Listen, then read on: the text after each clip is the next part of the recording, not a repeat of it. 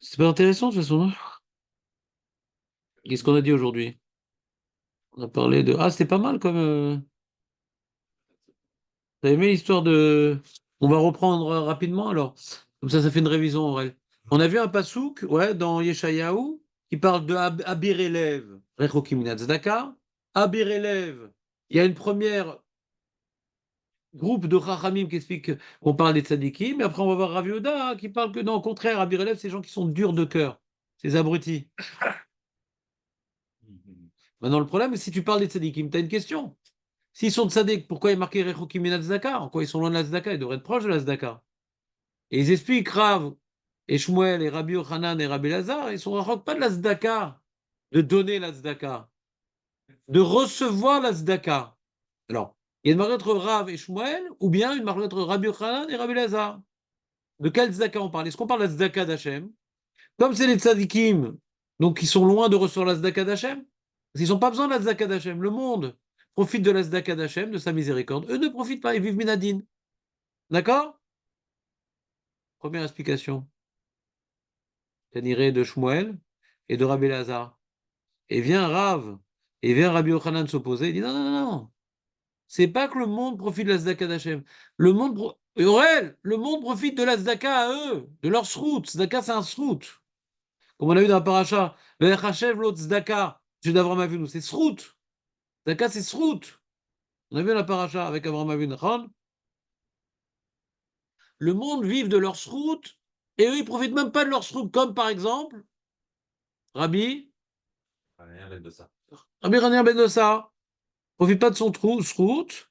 Et sur ça, on rapporte un enseignement de Rav Yehuda, au nom de Rav, et il y avait une batte-colle qui sortait du Har Sinaï et qui disait mon fils, ouais, que tout le monde entier il est nourri par Hanina, mon fils, et Hanina lui-même, il mange rien. Toute la bracha dans le monde, etc., les gratte-ciel et les pistes de ski à Dubaï, tout ce que tu veux, ouais, tout ce qu'il y a dans le monde de fou et de machin, c'est Bisruto. Et lui, il a rien. On a expliqué pourquoi lui, il n'a rien. Parce que lui, ne veut pas profiter du lamazé avec l'histoire du pied de son lamaba en or qu'il n'a pas voulu. C'est-à-dire que qui Abir Elev, c'est le tzaddik, que Rechokim Zaka, il ne profite même pas de son srout à lui. Le monde profite, Aurel, le monde profite de son srout, lui, il ne profite même pas de son srout. Alors on dit, pourquoi ce bas de col, il vient de Arsinaï, Aurel? Hachem, il montre que le seul, quoi.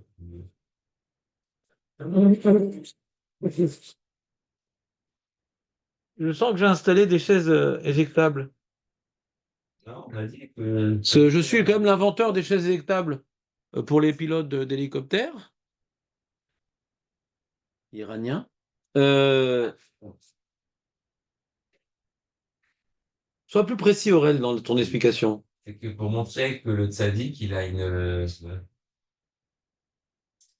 Et Nathan, Je suis Faut presque. pas qu'on pense que ça nous verra l'eau.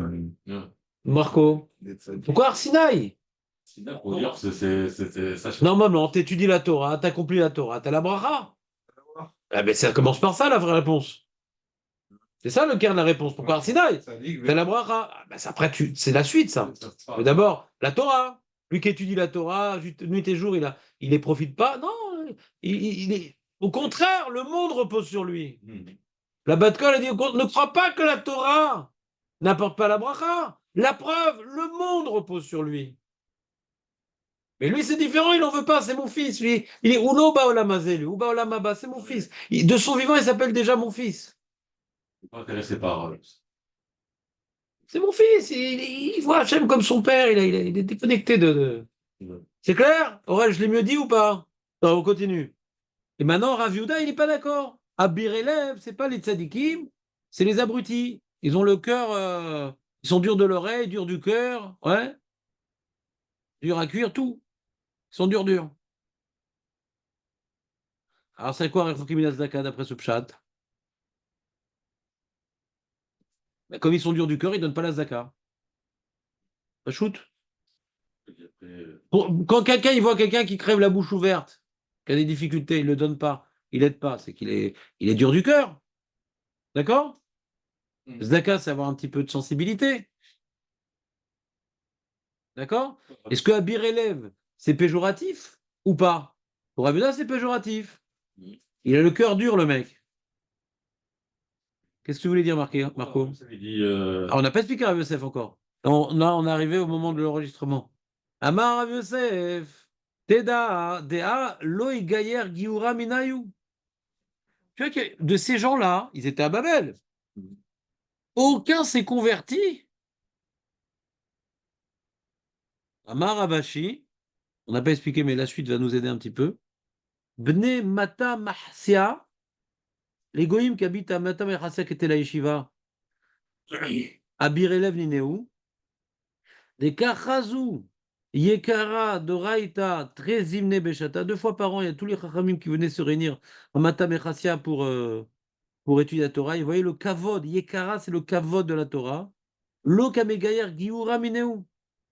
Quand tu vois maintenant, par exemple, tu vois, je vais donner un autre exemple. Abir Elev, c'est les chrétiens, les musulmans. Ils ont le Chumash et ils ne l'accomplissent pas. Ils sont durs d'oreille quand même. Là, ceux qui sont à Babel, les Govaï, sont à Babel.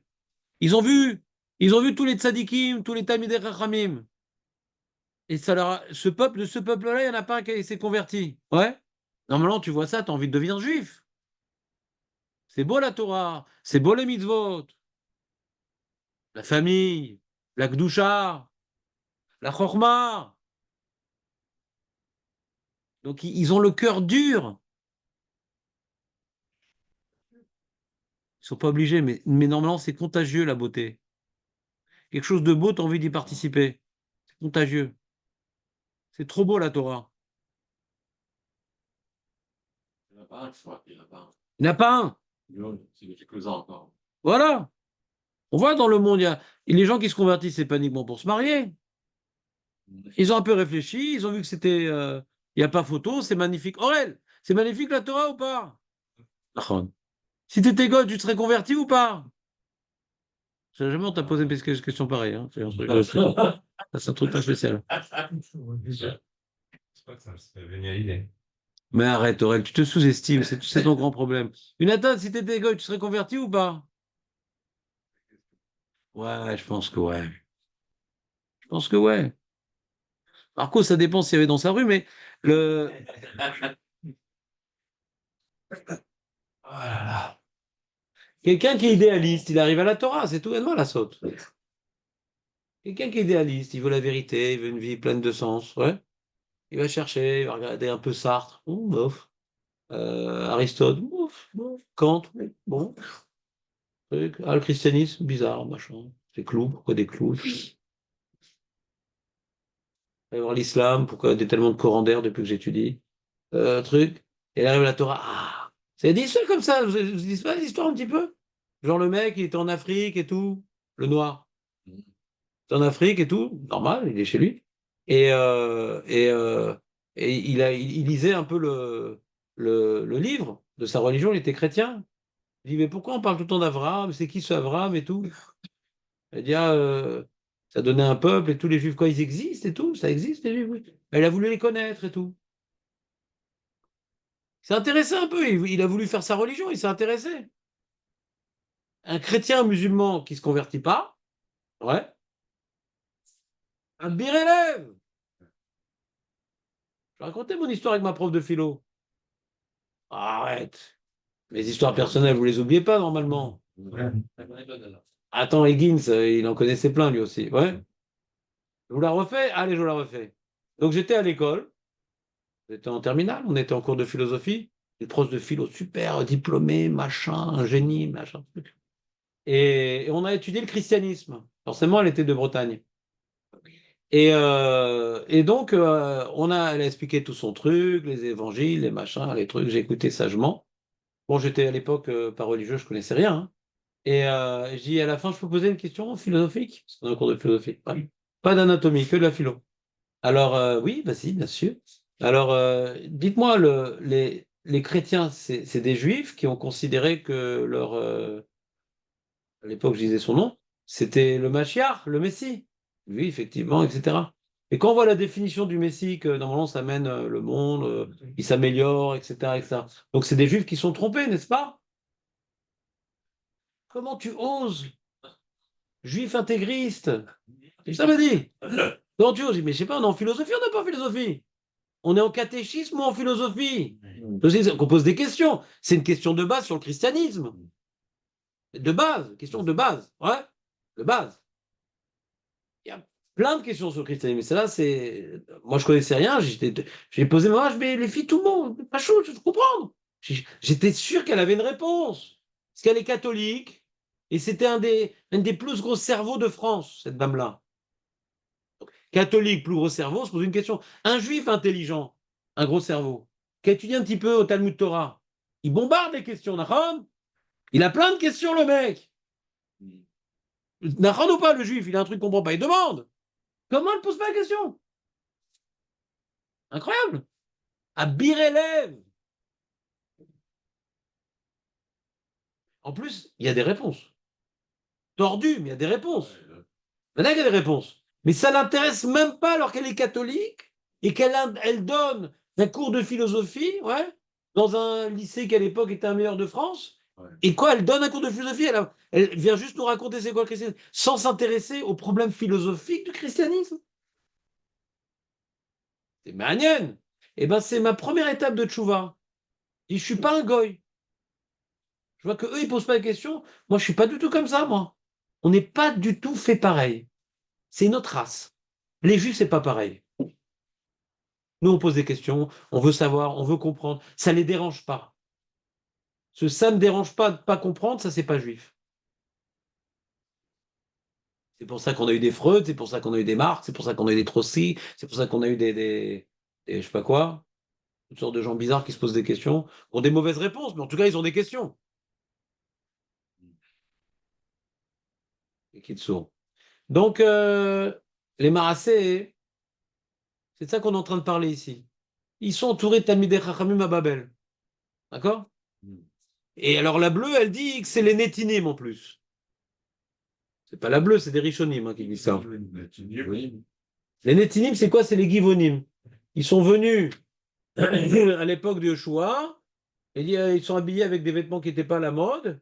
Et là, on vient de très loin et tout. On veut se convertir au judaïsme et tout, ça a l'air sympa, machin et tout. Il n'y a pas de problème, venez et tout. En fin de compte, c'était des peuples cananéens qu'on n'aurait pas dû accepter. Et qu'on aurait dû ou dire qu'ils partent ou qu'on les tue.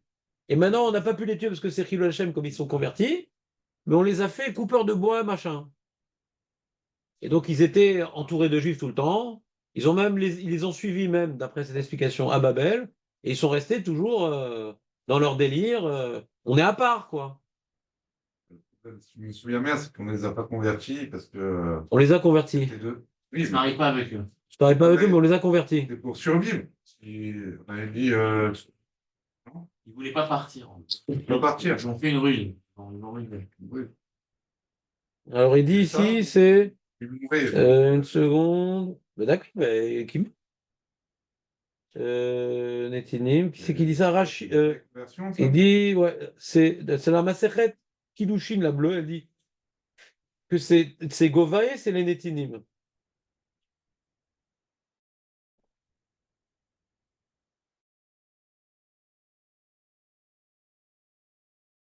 D'accord?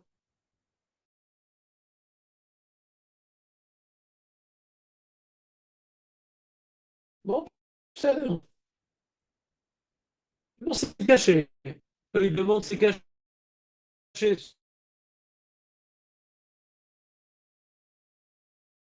Ces explications.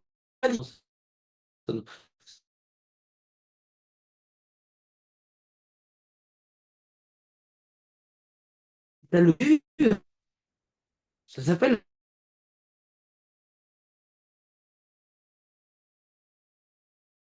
la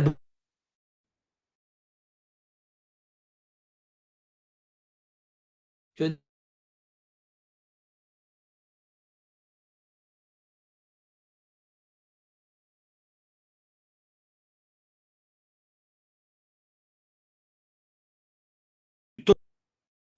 tu as des gens qui sont à virer. il faut une méthode correctement parce que il y a une influence. Et de la manière qu'il y a une influence, bon, je vais faire quoi? J'étais armé et je dis: «Je vais tout faire tout va. Tu vas en Israël, je dis: «Paris, c'est une mauvaise influence Paris. Il faut rester à Paris quand tu es ado à grandir».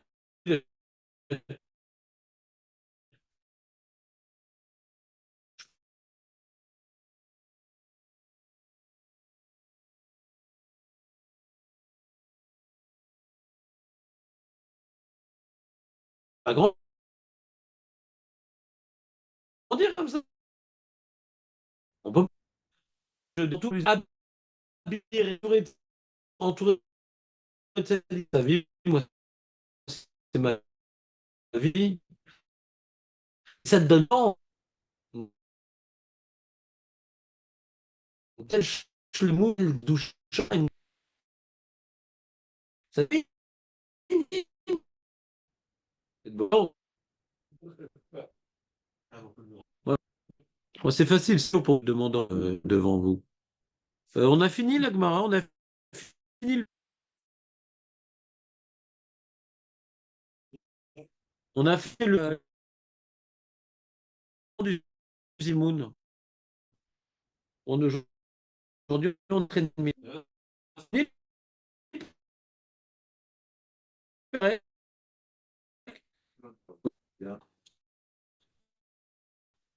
ah voilà.